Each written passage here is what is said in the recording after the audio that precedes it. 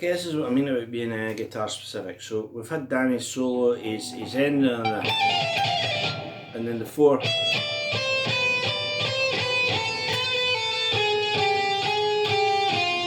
Allowing the band to go, right? Now Rick's solo in this, right?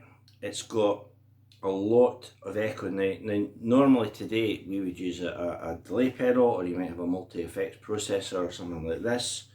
I'm going to use the echo on the amp, the delay on the amp, but it is different, it is very, very different. I would imagine it was either a studio effect, because Rick Derringer produced that album, or it might have been like an Echoplex or a copycat in the studio, and they do tend to give a warmer sound than the digital sound. Now I've got that set a tiny little delay. I'm going to pump it up and pump it up, right? Hear the delay there? Right. When we get it at the point where you perhaps think it unusable, right, that's pretty much what he used, right? It compared with Danny's sound, which is quite, which is very spiky, it's smoother, right? Now, when Danny finishes his solo, I'll play without the volume on, after, if you can hear this,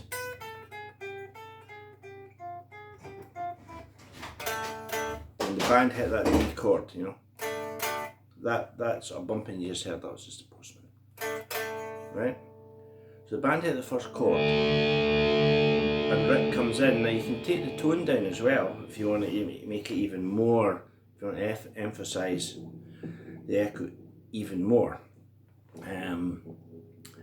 It's very hard to hear all the notes in this solo, because for every note you play, you're getting a whole lot. So if you play, you can hear the first phrase you played over the second one, you know how that works, right? So when the band play the first D chord, Rick comes off a D and he plays.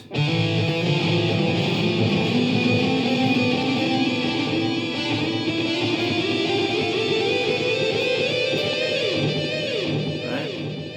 That's probably a bit too basic, but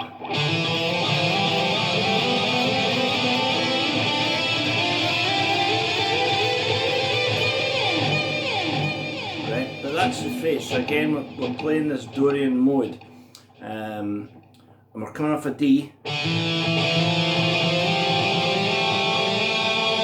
First phrase, and we're getting as high as A. Then we're going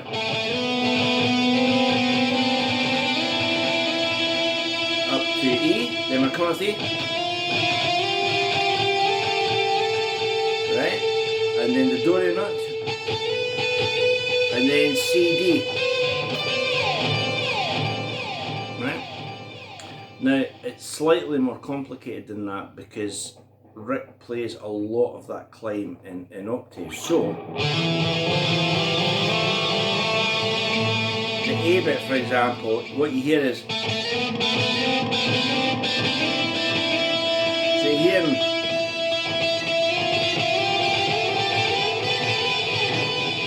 that's closer, that's closer to the actual sound on the record.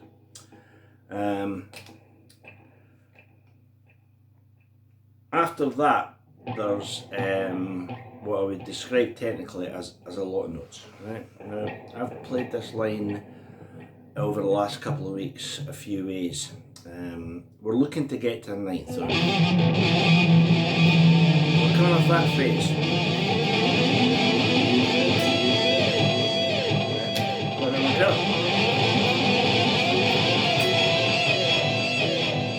But as you can see, the notes are being swapped out in the effect. So, as well as the fact that Rick could play some blindingly fast stuff, we're getting 5 or 6 notes for every note. So when he goes like that, which is not a Dorian, but this is, right? And we get that climb and it's played through these. Right? So I kind of move from going to,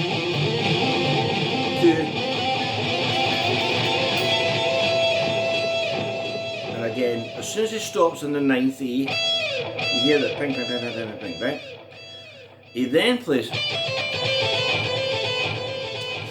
The notes to that are D, E, C, D. You hear all the repeats. Now the bit that catches your ear is he then goes. Right? So, although the first descending group of 2-note phrases is like that, the second group is a minor third apart. Right? Now we've had the effect, I'll take the delay down just a little bit so you can hear what's going on. So we've got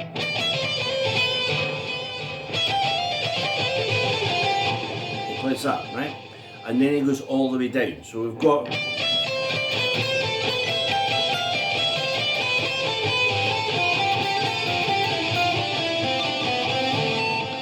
right? Now you see what that is? That's if you know the scale, you know, you're home and dry.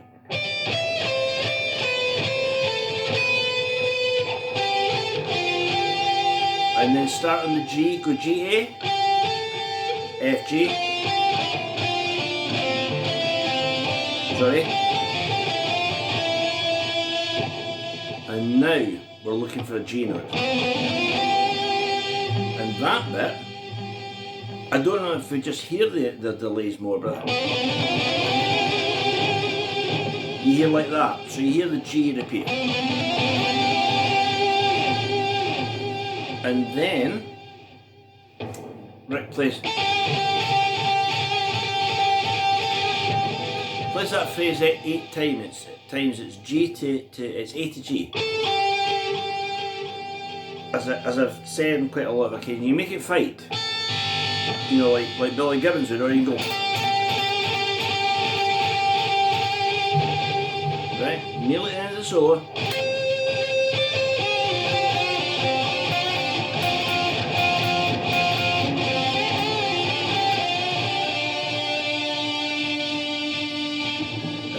That's the end of Rick's solo. As I say, a big part of that sound. If you're going to play it live,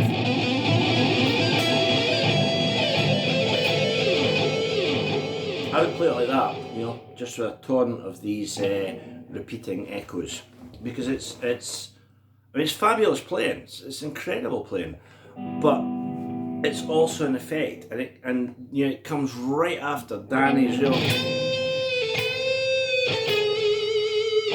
real rocky, snarling guitar, and suddenly you've got Rick playing with all these repeats, and the contrast is magnificent. So, after Rick goes, I've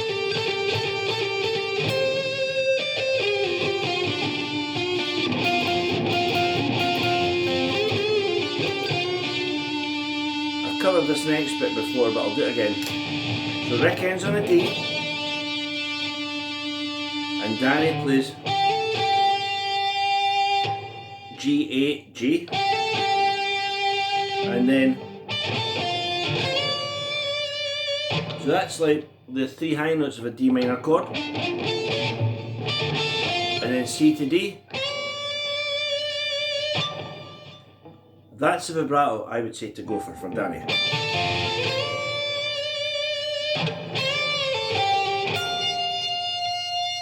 So that's like it's a bend that then plays the 2 notes below it. Then a high F. Just fret the F. Right, now we're into an A. And Danny plays this bit in octaves. I'm taking the tone down. Right, so that's the line we're playing is. But we're playing it 2 A's, 2 B's, 2 C's.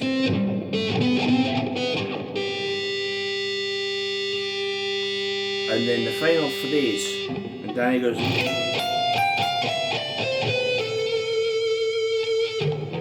This is a Aeolian. Right, coming off the G, F, E, D, C, B.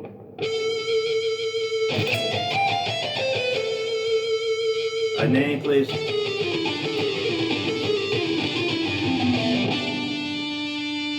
Right, so that bit's a chromatic A to G, and then F, E, D, so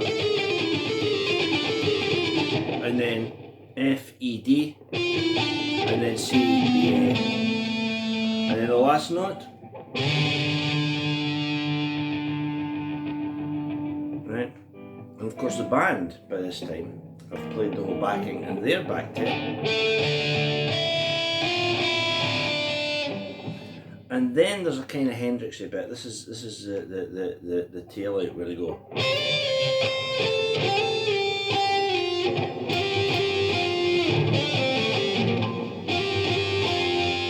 Right, so that's a slide. Put your finger just across the 2 frets at the 8th. And then you can either go or go. So it's up to you. And the same thing there.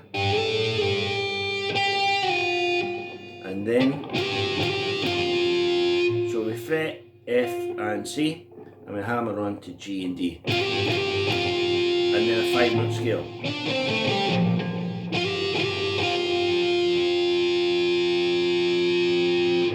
And that, with the aid of Ted, Junior and the Explorer, is loosen up your grip. I did a video that I'll put on after this that is Danny's last solo. You know, it's my favourite lick.